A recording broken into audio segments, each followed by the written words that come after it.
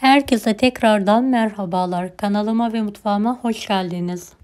Hamur yoğurma, açma derdi olmadan kısa sürede sizlere börek tarifi vermek istiyorum. İlk olarak tarifimizi, iç harcımızı hazırlayarak başlayalım. Bahçeden topladığım ıspanakları yıkadım, temizledim, ince olacak şekilde kesiyorum hepsini.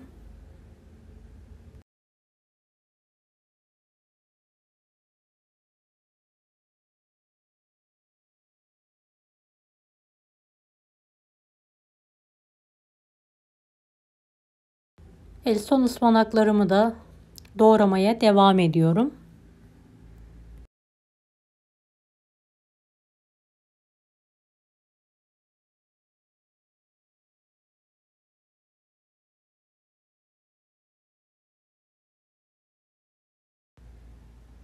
Evet, ıspanaklarım hazır. 2 adet kuru soğanı yemeklik olacak şekilde doğradım. Bol zeytinyağı ile kokusu çıkana kadar kavurdum. Üzerine ıspanakları ekleyerek kavurmaya devam ediyorum. Ispanakları 2-3 seferde ekleyebilirsiniz.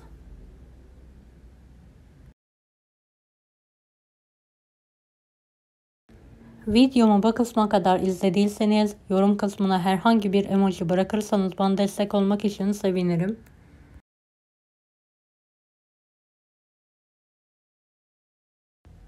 Bir tatlı kaşığı tuz ekledikten sonra tüm ıspanakları karıştırmaya devam ediyorum.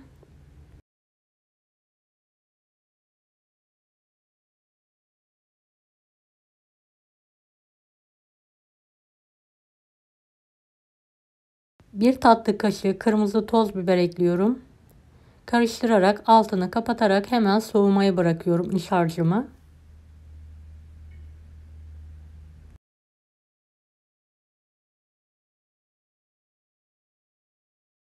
Hamuru için 2 adet yumurtayı uygun bir kaba kırarak alalım. Toplamda 4 su bardağı su, yarım çay bardağı da sıvı yağ kullandım. 2 su bardağı un, 1 tatlı kaşığı tuz, 1 pakette kabartma tozu ekleyelim.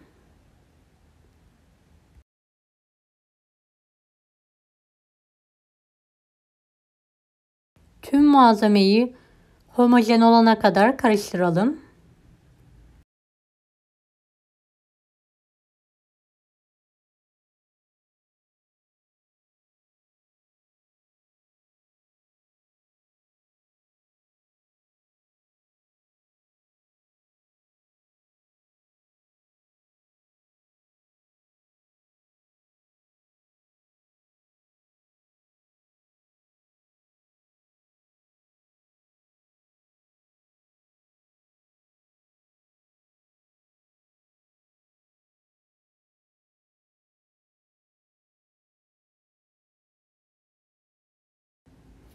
Evet, hamurun kıvamı bu şekilde olmalı. Hazırladığımız hamurdan 1,5 kepçe olacak şekilde ısınmış krep tavasına dökelim ve hızlıca tavaya yayalım. Kontrollü bir şekilde orta ateşte kreplerimizi arkalı önlü olacak şekilde pişirelim. Kenarlarından kalkmaya başlayınca hamurumuzu ters çevirelim. Diğer tarafı da pişirmeye devam edelim.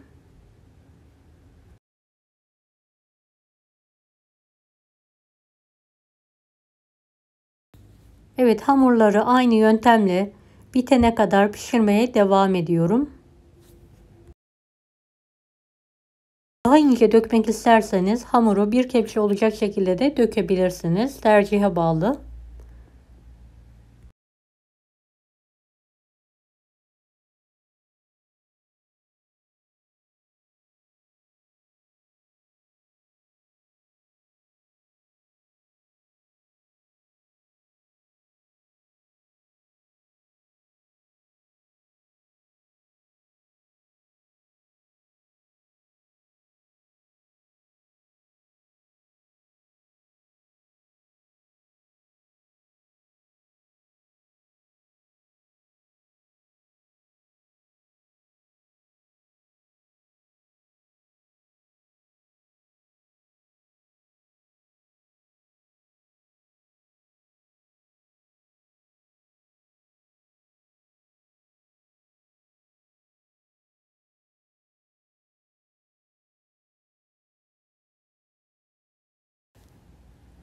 Evet, kreplerin hepsini pişirdim.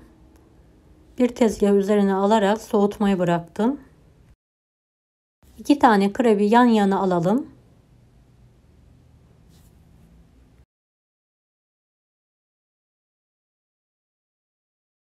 Hazırladığımız ıspanaklı iç harcı kenar kısmına alalım ve elimizle hafif bir şekilde yayalım.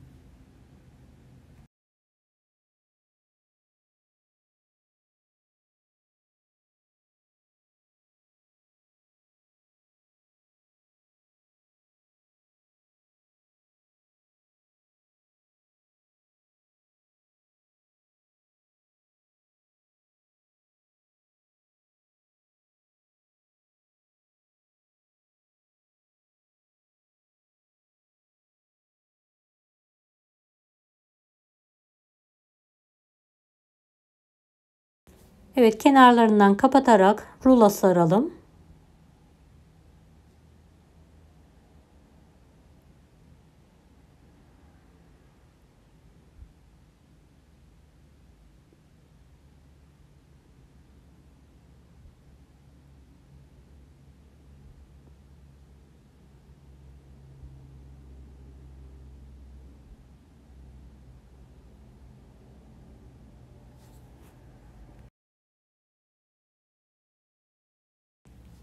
Diğer krepleri de aynı yöntemle hazırlamaya devam edelim.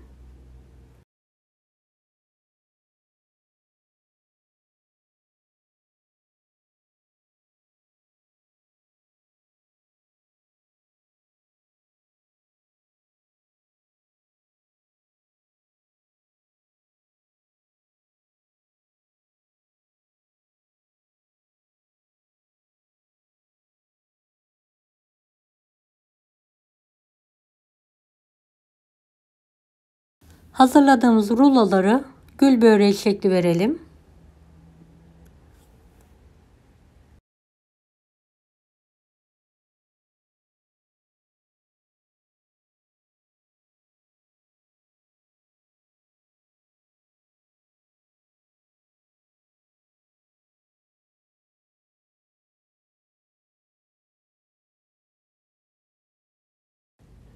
Kalan hamurları aynı yöntemle şekil vermeye devam edelim.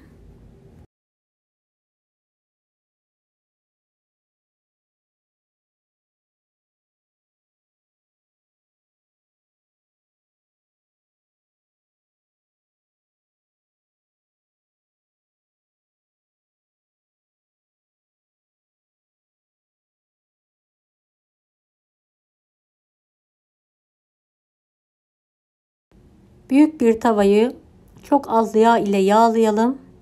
Hazırlamış olduğumuz börekleri tavaya alalım.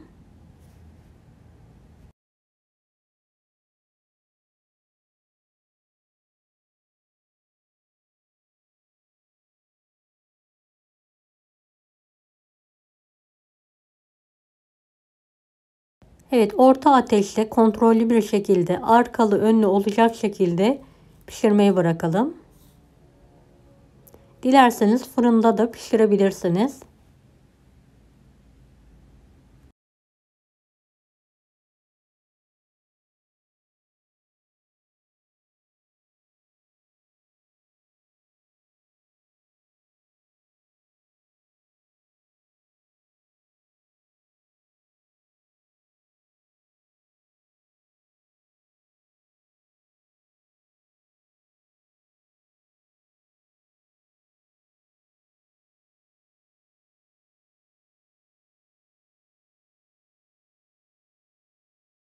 Evet, ters çevirerek diğer taraflarını da pişirmeye devam ediyorum.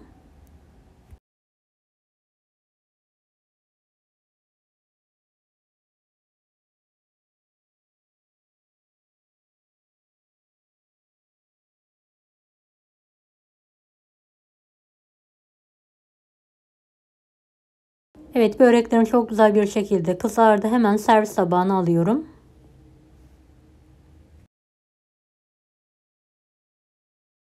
Fırın kullanmadan kısa sürede hamur yoğurma derdi olmadan, açma derdi olmadan sizlere gül böreği tarifi verdim.